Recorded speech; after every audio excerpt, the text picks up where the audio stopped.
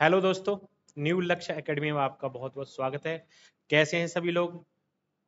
मेरा मानना है कि आप सभी लोग बहुत अच्छे होंगे, अच्छे से तैयारी कर रहे होंगे और तैयारी वो और भी अच्छे से होगी क्योंकि हम आपके साथ हैं, पूरी तरह से आपकी हेल्प करेंगे और आपके जो भी सपने हैं उनको साकार करने के लिए हम पूरी तरह से आपके साथ लगे हुए हैं। चलो शुरू करते हैं आज का टॉपिक। आज का टॉपिक है 1773 का रेगुलेटिंग एक्ट।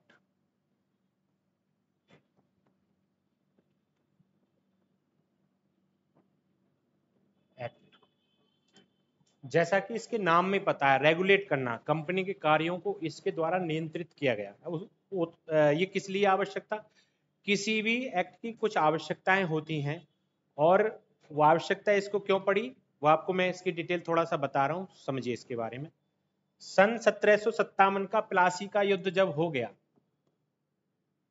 और उसमें अंग्रेजों की विजय हो गई सन 1757 में प्लासी के युद्ध की, तो कंपनी का जो विस्तार थोड़ा बढ़ गया, कंपनी पे काम भी ज्यादा हो गया और जब कंपनी पे काम ज्यादा हो गया तो उस काम को सुचारू रूप से चलाने के लिए, उस कंपनी के कार्य को नियंत्रित करने के लिए ये बिल लाया गया, ये अधिनियम लाया गया। ये जो अधिनियम, तत्कालीन ब्रिटेन के प्रधानमंत्री थे लॉर्ड नॉर्थ।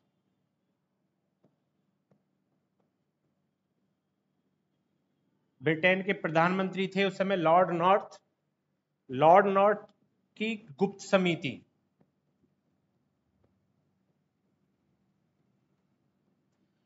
लॉर्ड नॉर्थ की गुप्त समिति बनाई गई थी और उस गुप्त कमेटी की सिफारिश पे ये लाया गया था। सन 1773 का रेगुलेटिंग एक्ट लॉर्ड नॉर्थ की गुप्त समिति की सिफारिश पर लाया गया था।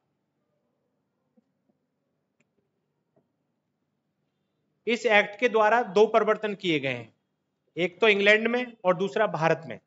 आपको ये पता ही है कि इंग्लैंड में जो निदेशक मंडल होता था उसमें थोड़ा सा परिवर्तन किया गया है। इस एक्ट के थ्रू क्या परिवर्तन हुआ उसको जानने से पहले हम थोड़ा सा पहले की, इस एक्ट से पहले की व्यवस्था पे थोड़ा सा ध्यान देंगे, वो क्या थी। तो व्यवस्था इस प्रकार थी, 1773 के एक्ट से पहले पहले की व्यवस्था, 1773 के एक्ट से पहले की जो व्यवस्था थी वो इस प्रकार थी कि निदेशक मंडल होता था। ये हम पहले बता चुके हैं, निदेशक मंडल क्या था। इसमें एक गवर्नर होता था, एक गवर्नर होता था, 24 इसके अन्य सदस्य होते थे। एक गवर्नर, एक उप गवर्नर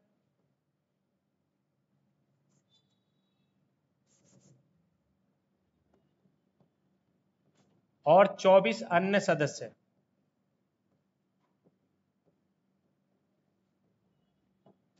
ये क्या था? ये मैं 1700 एक्ट से पहले की व्यवस्था बता रहा हूं आपको, इसलिए बता रहा हूं कि अगर आपको ये चीज समझ में आएगी तो 1773 के रेगुलर एक्ट के तहत जो परिवर्तन किए गए वो भी आपकी समझ में आ जाएंगे।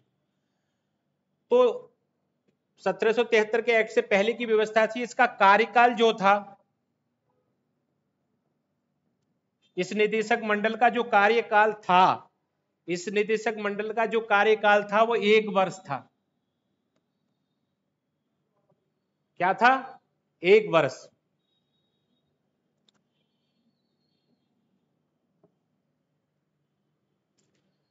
निदेशक मंडल होता था, उसमें 24 सदस्य होते थे और एक गवर्नर होता था, एक उप गवर्नर होता था और वो 1 साल के लिए चुना जाता था। ये 1773 एक्ट के आने से पहले की व्यवस्था है। इसके बाद में निदेशक मंडल का कार्यकाल,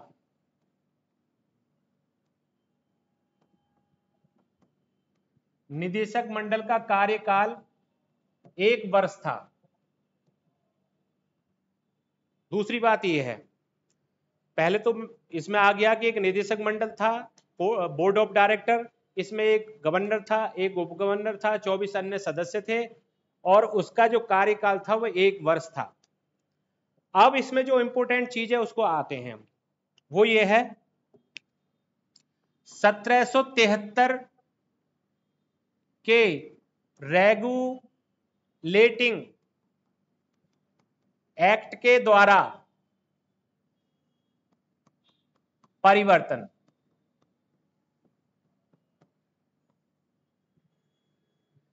ये निदेशक मंडल जो है इसका कार्यकाल 1 वर्ष के स्थान पर 4 वर्ष कर दिया गया।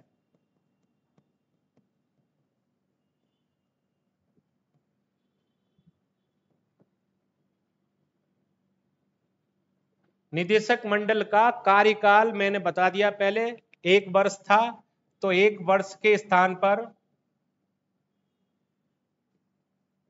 4 वर्ष कर दिया गया।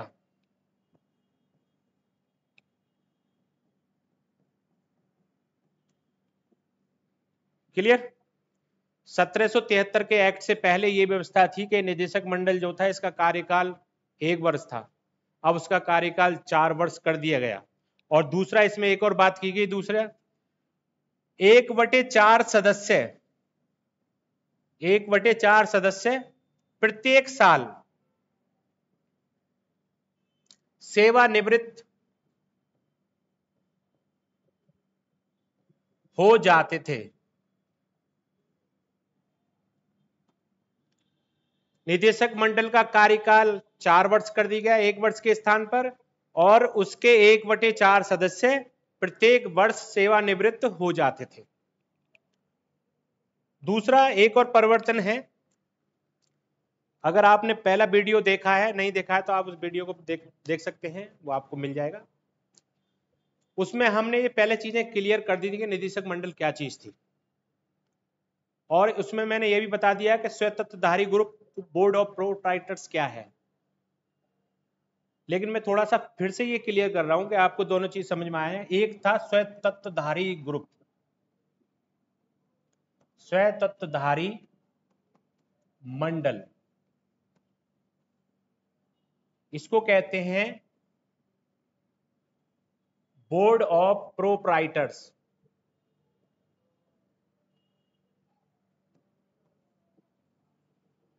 प्रोप्राइटर्स मीनिंग हो गया कंपनी के मालिक, कंपनी के वो सदस्य जिनका उसमें कंपनी में शेयर लगा हुआ है।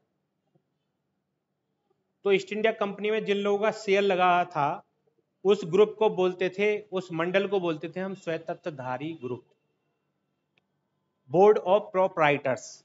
इनका मतलब था कि यही लोग निदेशक मंडल का चुनाव करते थे। जो बोर्ड ऑफ डायरेक्टर्स हैं, जो पीछे अभी बात कर चुका हूं जिसमें थोड़ा थोड़ा चेंज किया गया है, तो ये लोग उस बोर्ड को चुनते थे। सन 1773 के एक्ट के आने से पहले सभी लोग ये वोटिंग नहीं करते थे कि सारे लोग जो जिनका अंश धारण है, जिनका शेयर है कंपनी में, सभी लोग वोट करेंगे, ऐसा नहीं है।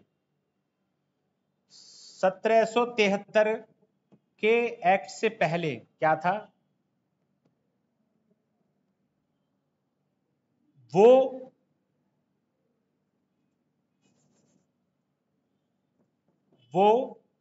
लोग निदेशक मंडल के लिए एक एक चीज काम किया, थोड़ा गौर से सुने, ना समझ में आए तो मैं बार बार क्लियर कर रहा हूं। वो लोग निदेशक मंडल के लिए चुनाव करते थे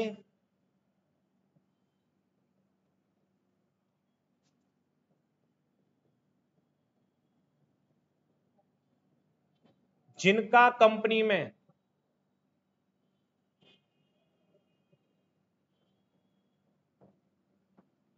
अंश धारण, मतलब शेयर, अंश धारण 500 पाउंड का था।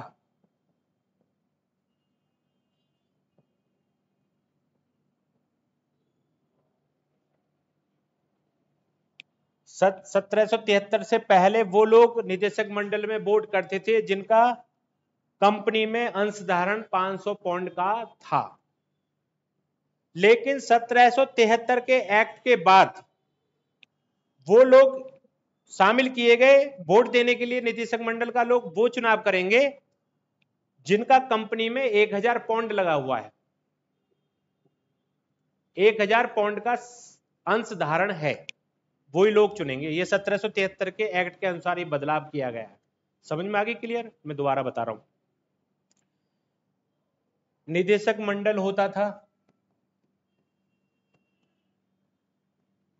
ये कंपनी को निर्देश करने का काम करता है।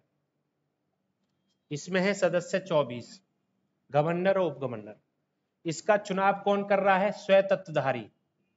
स्वतंत्रधारी इनको बोलते हैं बोर्ड ऑफ प्रोप्राइटर्स। कंपनी के वो आदमी जो कंपनी में शेयर होल्डर हैं, जिनका कंपनी में पैसा लगा हुआ है, उनको हम स्वतंत्रधारी बोलते हैं। ये लोग किसको चुनते थे? निदेशक मंडल को। तो यहां मैं और क्लियर कर रहा हूं कि 1773 के एक्ट से पहले क्या था कि वो लोग वोट करते थे जिनका कंपनी में अंशधारण 500 पाउंड था। कितना था? 500 पाउंड था। लेकिन इस 1773 के एक्ट के थ्रू जो परिवर्तन किया गया वो ये किया गया कि इस 500 पाउंड की जगह 1000 पाउंड कर दिया। जिनका कंपनी में अंशधारण 1000 पाउंड है वो ही वोट कर सकते हैं। तो इस 500 पाउंड से उस सीमा को क्या बढ़ाया गया? 1000 पाउंड कर दिया गया।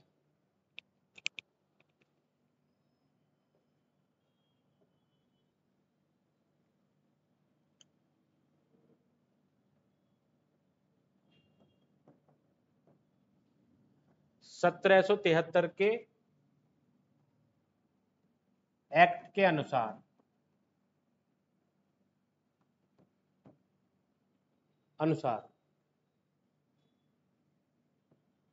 कंपनी में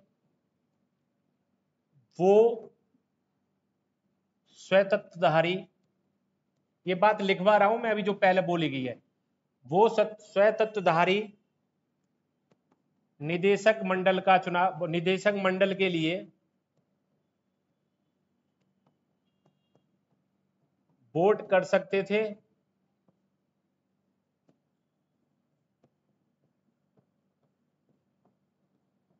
सकते थे जिनका कंपनी में अंशधारण 1000 पाउंड हो। क्लियर होगी बात अब तो? 1773 के एक्ट से आने से पहले ये राशि 500 पाउंड थी। जिनका 500 पाउंड लगा हुआ कंपनी में वो निदेशक मंडल चुनेंगे।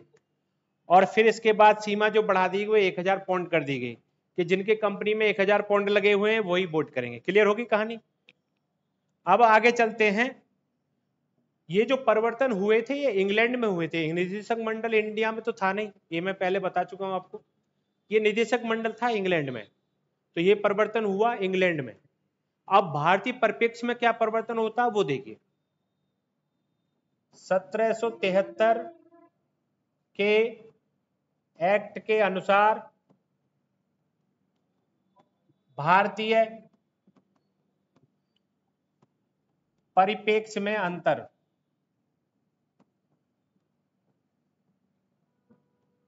मतलब अब जो भारत में गवर्निंग बॉडी है उसमें क्या परिवर्तन होता है वो देखें। तो आपको एक छोटा सा बात बता दूं मैं यहाँ पे कि हमारे यहाँ सबसे बड़ी मतलब 3 प्रेसिडेंसी थी, कलकत्ता, मद्रास और बंबई। और उसमें गवर्नर होते थे। कलकत्ता का अलग गवर्नर था, मद्रास का अलग गवर्नर था, बंबई का अलग गवर्नर था। तो इसके थ्रू क्या परिवर्तन किया गया है वो क्रमवार तरीके से हम देखेंगे और बहुत ही आसानी से देखेंगे। कोई ऐसी बात नहीं है जो समझ में नहीं आए। मैं समझा रहा हूं आपको और आप अच्छे से समझिए। पहला परिवर्तन ये कहा गया कि कलकत्ता प्रेसिडेंसी के अंदर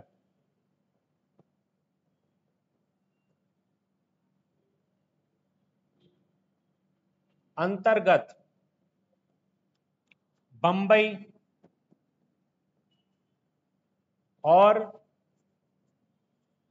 मद्रास को रखा गया।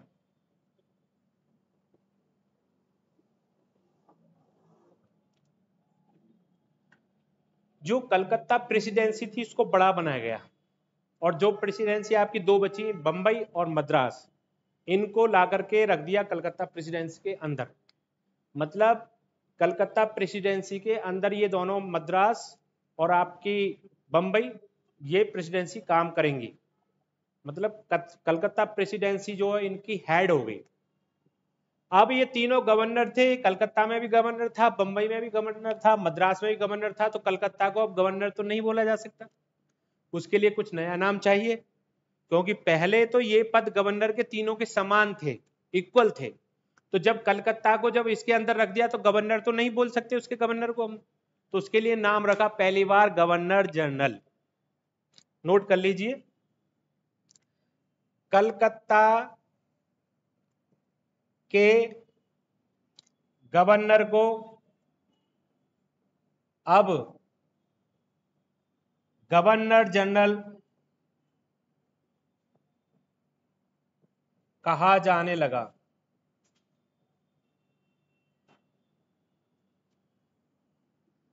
कलकत्ता के गवर्नर को अब क्या कहा जाने लगा? Governor general. और बाकी गवर्नर जो थे मद्रास में थे और बम्बई में थे, लेकिन कलकत्ता के गवर्नर को बोला जाने लगा गवर्नर जनरल। और जो दोनों प्रेसिडेंसी थी आपकी, कलकत्ता सॉरी मद्रास हो गई और बम्बई हो गई, ये दोनों इसके थ्रू काम करने लगी कलकत्ता के, इसके निर्देश में। दूसरा यहाँ पे क्वेश्चन आता है, क्वेश्चन ये है, क्वेश्चन से पहले मैं बता दूं, जिस समय ये घटना हो रही थी उस समय कलकत्ता का गवर्नर था वारेन हेस्टिंग्स। तो वारेन हेस्टिंग्स था तो उसको बनाया गवर्नर जनरल। अब वारेन हेस्टिंग्स इस एक्ट के आने से पहले तो गवर्नर है, लेकिन जब वो गवर्नर जनरल वहां का पद बन गया है तो वारेन हेस्टिंग्स को ही बोला गया है पहला गवर्नर जनरल। तो यहां लिखेंगे कलकत्ता का पहला गवर्नर जनरल।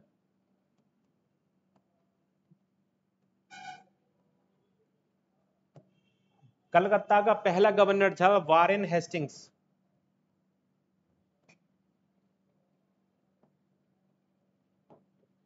वारेन हेस्टिंग्स ये थे। अच्छा, एक क्वेश्चन इस तरीके से भी आता है, भारत में पहला गवर्नर जनरल,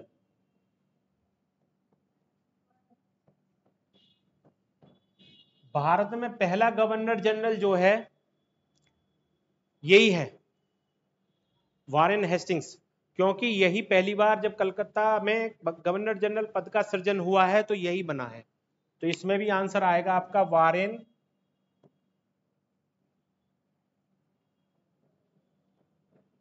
हेस्टिंग्स।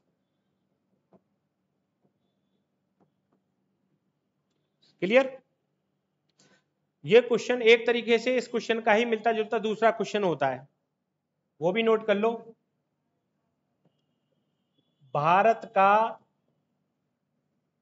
पहला गवर्नर जनरल, ये सब शब्दों का फेर है, जरा ध्यान से देख। यहां मैं लगा हुआ है या का लगा हुआ है, दोनों ही क्वेश्चन आते हैं, अपनी अपनी जगह आते हैं। कभी कभी बच्चे इसमें कंफ्यूज थोड़ा से हो जाते हैं उत्तर देने में, क्योंकि शब्द में बहुत कम अंतर है, दोनों लाइनें एक जैसी लिखी गई हैं, एक में मैं है दूसरे में का है। तो इस तरीके से हम देखें तो भारत में जहां पे आए वारेन हेस्टिंग्स, मैं का मतलब है कि उस समय कलकत्ता भारत में ही तो था, लेकिन अलग अलग और भी राजा थे, कंपनी का एक छोटे से भूभाग पे कब्जा था, तो इस गवर्नर जनरल को पूरे भारत के लिए नहीं बोला जा सकता। तो कलकत्ता प्रेसिडेंसी का पहला गवर्नर जनरल बना, इसलिए ये क्वेश्चन आ जाता है भारत में पहला गवर्नर जनरल। लेकिन कुछ टाइम बाद 1833 के लगभग ये भारत का पहला गवर्नर जनरल यहां पे लिखा जाता है, तब तक भारत के बहुत बड़े भूभाग पे कंपनी का शासन हो गया था। और जब ये गवर्नर जनरल 1833 के करीब की बात बता रहा हूं मैं, तो जब ये गवर्नर जनरल मिलता है विलियम बेंटिक, तो उसको पहली बार 1833 के अधिनियम के तहत पहली बार उस गवर्नर जनरल को भारत का गवर्नर जनरल बोला जाता है। पहली बार किसका बोला जाता है? पूरे भारत का। तो भारत का पहला गवर्नर जनरल है William Bentinck.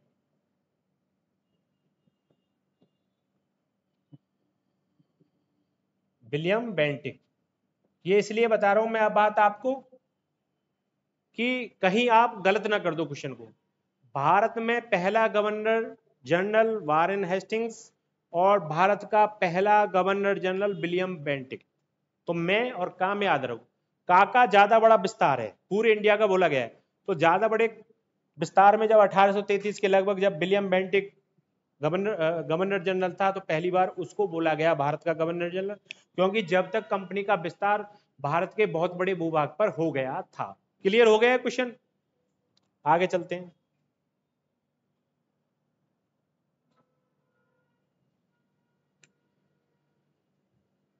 Governor general Warren Hastings जो थे, इनकी जो परिषद थी उसको बोला गया गवर्नर जनरल की परिषद। ये हो गए आपके वारेन हेस्टिंग्स, ये इसी एक्ट के थ्रू चल रहा है, 1773 के अनुसार ही चल रहा है। तो इनकी परिषद जो थी उसको बोला गया गवर्नर जनरल परिषद।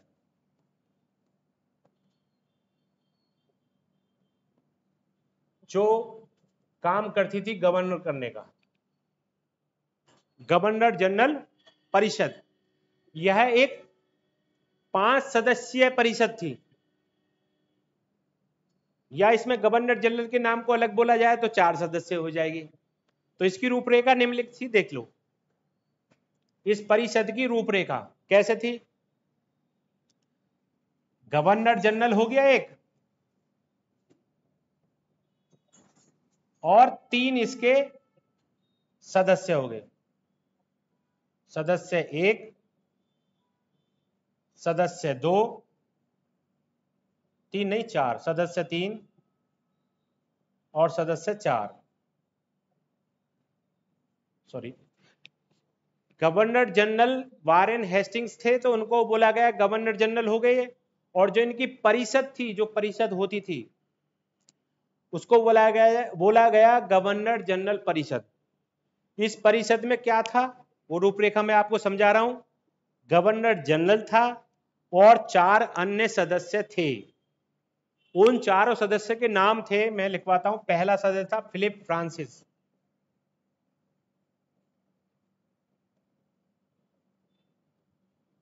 फिलिप फ्रांसिस पहला सदस्य था, फिलिप फ्रांसिस। दूसरा सदस्य था आपका बारवेल।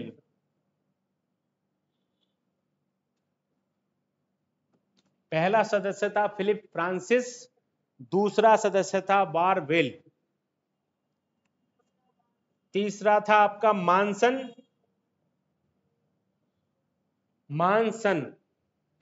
पहला सदस्य है फिलिप फ्रांसिस, दूसरा है वारवेल, तीसरा सदस्य है मानसन, और चौथा है क्लेवेरिंग।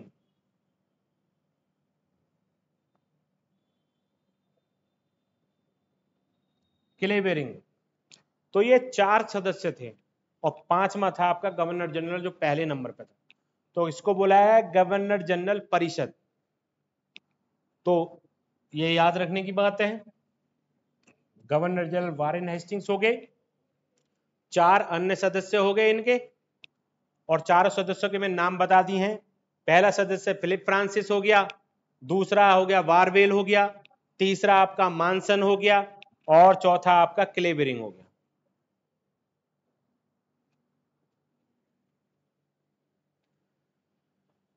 सन 1773 के रेगुलेटिंग एक्ट के तहत एक और बड़ा परिवर्तन है जो पहली बार इंडिया में देखने को मिलता है, और वो भी बहुत बड़ा इंपॉर्टेंट है।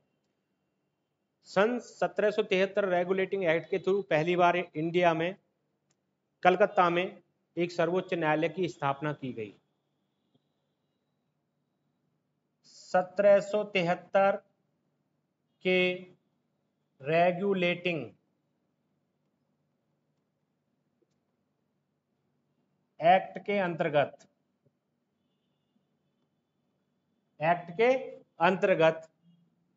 पहली बार कोलकाता, तत्कालीन कलकत्ता में एक सर्वोच्च न्यायालय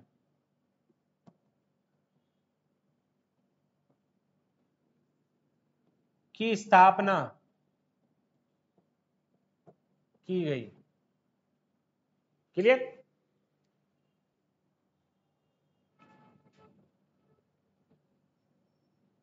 सत्रह सौ तिहत्तर के रेगुलेटिंग एक्ट के अंतर्गत पहली बार कलकत्ता में एक सर्वोच्च न्यायालय की स्थापना की गई है। यहां पर जो इंपोर्टेंट क्वेश्चन ये है कि इसके पहले मुख्य न्यायाधीश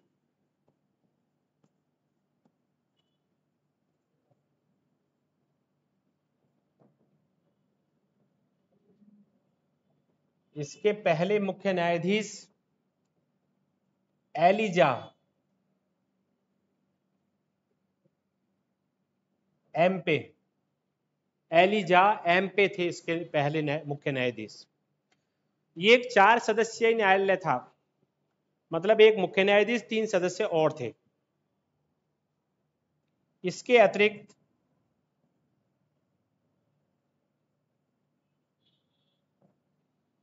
तीन न्यायाधीश और थे जिनके नाम हैं नंबर 1 हाइड, नंबर 2 चैम्बर्स, तीसरा है आपका लीमेस्टर।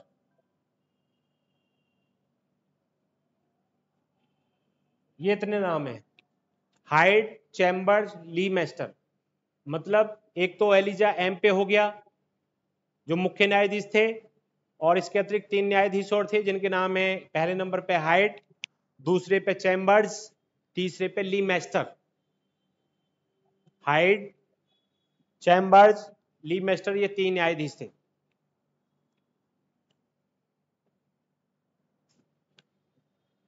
सत्रह सौ तिहत्तर का जो एक्ट है उसमें एक कारण लाने में यह भी था कि जैसे कंपनी का जब विस्तार हुआ बहुत ज्यादा, तो कंपनी के कुछ जो कर्मचारी थे उन्होंने करप्शन करना शुरू कर दिया।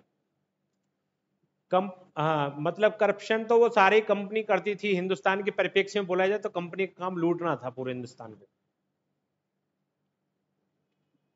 लेकिन इंग्लैंड के परिप्रेक्ष्य में उन्होंने थोड़ी सी बेईमानी की कि जो स्थानीय अधिकारी थे भारत में काम करने वाले कंपनी के, किसी से उपहार ले लिया, किसी से कुछ भेंट ले ली और उसको कुछ छूट दे दी या कुछ उसके हित में काम कर दिया। तो जब कंपनी को इसका पता पड़ा तो कंपनी को ये चीज मतलब गलत लगी बहुत ज्यादा। तो इस एक्ट में एक और प्रावधान किया गया जो उसको भी लिख लीजिए। इस एक्ट के अंतर्गत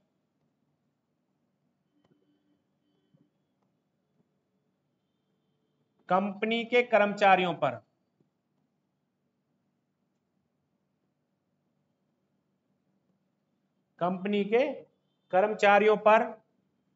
भारतीयों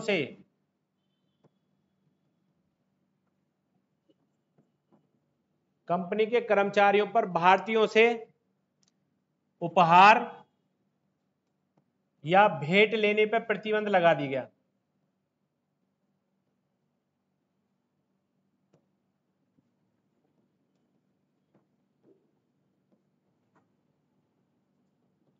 गया।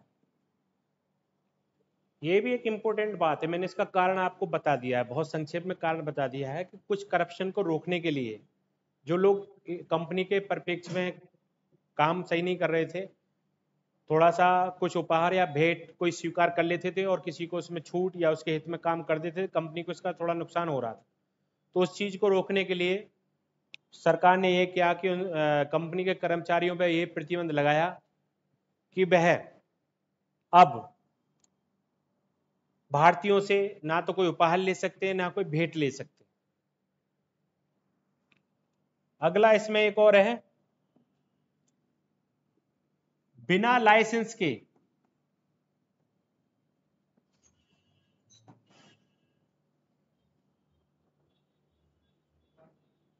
बिना लाइसेंस के कोई भी व्यापार नहीं कर सकेगा। बिना लाइसेंस के व्यापार करने पर प्रतिबंध।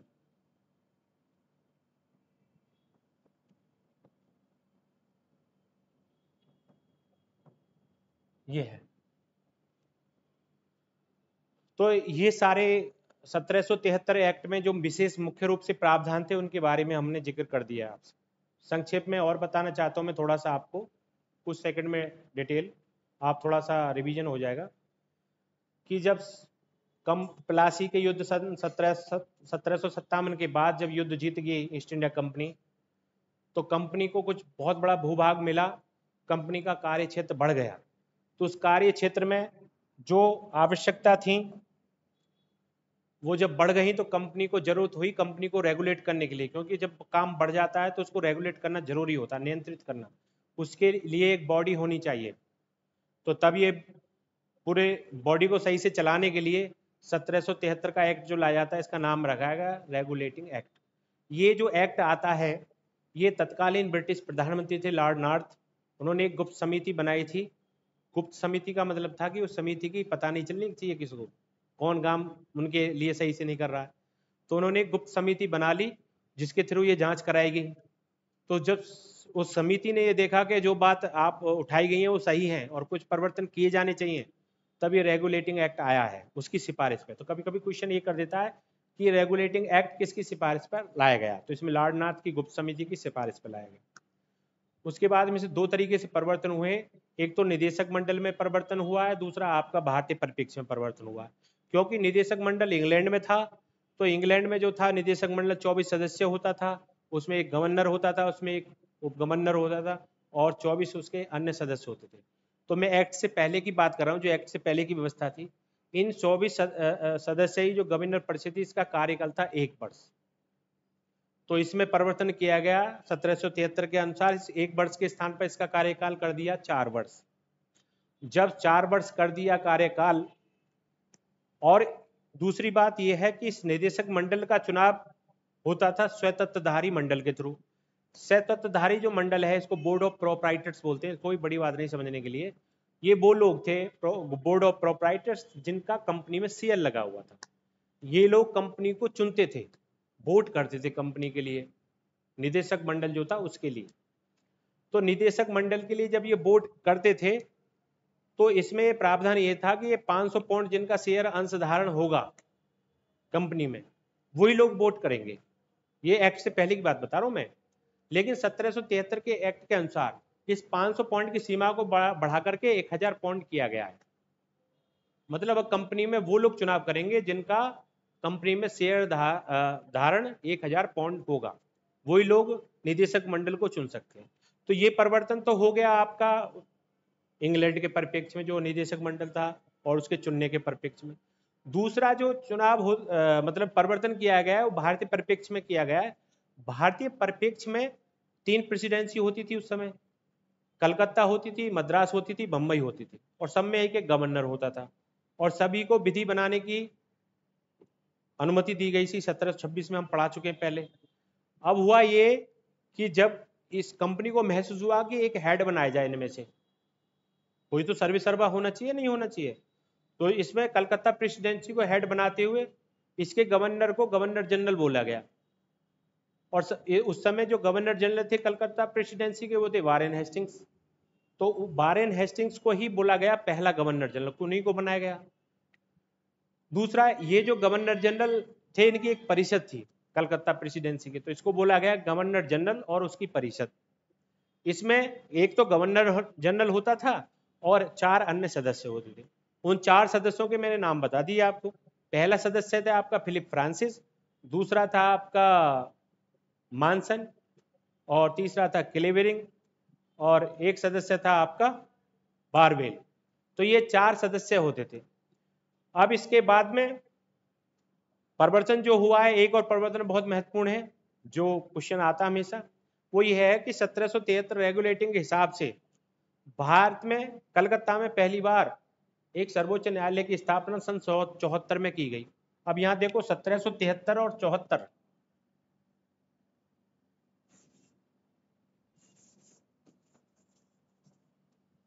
1773 में तो रेगुलेटिंग एक्ट आया है और 1774 में कलकत्ता में सर्वोच्च न्यायालय की स्थापना हुई है। तो ये क्वेश्चन कभी कभी ऐसे पूछा जाता है परीक्षा में कि कलकत्ता में सर्वोच्च न्यायालय की स्थापना कब हुई? तो कलकत्ता में सर्वोच्च न्यायालय की स्थापना हुई है 1774 में, लेकिन किस एक्ट के थ्रू हुई? 1773 के एक्ट के थ्रू हुई है। क्लियर होगी बात? किस कलकत्ता में जो न्यायालय की स्थापना हुई है किस अधिनियम के तहत हुई? 1773 का जो अधिनियम है जिसको रेगुलेटिंग एक्ट बोलते हैं उसके थ्रू की गई, लेकिन वो 1773 एक्ट के अनुसार किया गया स्थापना। स्थापना 1773 में नहीं हुआ है, स्थापना उसकी हुई है कलकत्ता सुप्रीम कोर्ट की 1774 में।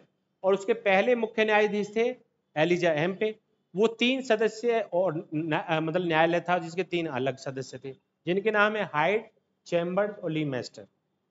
ये इंपॉर्टेंट हो गया। इसके बाद में और चीजें भी थोड़ा थोड़ा ध्यान देने की जरूरत है कि इसमें पहली बार कंपनी को, जो बहुत ज्यादा मैंने बता चुका हूं, करप्शन का एक अंदेशा था, तो उस करप्शन को रोकने के लिए कंपनी ने क्या किया, और जो सरकार थी इंग्लैंड की उसने किया, कंपनी पे बैन लगा दिया कर्मचारियों पे कि वो भारत के किसी भी राजा से, स्थानीय आदमी से, व्यापारी से कोई भी भेंट और उपहार स्वीकार नहीं कर सकते। और दूसरा कि कंपनी ही काम करेगी, कंपनी से जो रिकॉग्नाइज आदमी है वो ही व्यापार करेंगे, तो इसलिए बिना लाइसेंस कोई भी व्यापार बिजनेस नहीं करेगा, इस बात पे प्रतिबंध लगा दिया। और तीसरा एक और महत्वपूर्ण कारण है यहां पे मैं बता रहा हूं कि कंपनी के राजस्व और सैनिक और नागरिक, राजस्व, सैनिक और नागरिक जो मामले थे, कंपनी को इनकी जानकारी ब्रिटिश राजा को देना अनिवार्य कर दिया गया। तो ये 1773 रेगुलेटिंग एक्ट बताया गया है। इसके द्वारा जितने भी परिवर्तन किए गए आपको एक एक करके अच्छे से बता दिए गए हैं। फिर भी कोई समस्या है तो आप हमें कमेंट करिए, हम आपको बताएंगे उसके बारे में क्लियर करके। और लग रहा है कि आपकी समस्या का समाधान पूरी तरह से हो गया होगा और आपको अच्छे से समझ में आ रहा होगा, और हम ये आशा करते हैं कि आप और अच्छा करें जीवन में, और अच्छे से कराने के लिए हम आपकी हेल्प कराने के लिए यहाँ पे मौजूद हैं। रेगुलर जानकारी दे रहे हैं जिससे आपका कोई भी एग्जाम रुके नहीं, आप हर एग्जाम में सफल हों और आप अपने जीवन में उच्च स्थिति को प्राप्त हों। मतलब जो जीवन में आपने अपना सपना देख रखा है उस सपने को आप साकार करें। हमारी ओर से आपके लिए यही बहुत बहुत इसके लिए शुभकामनाएं। तब तक के लिए अगले वीडियो तक फिर मिलते हैं। तब तक के लिए जय हिंद, जय भारत।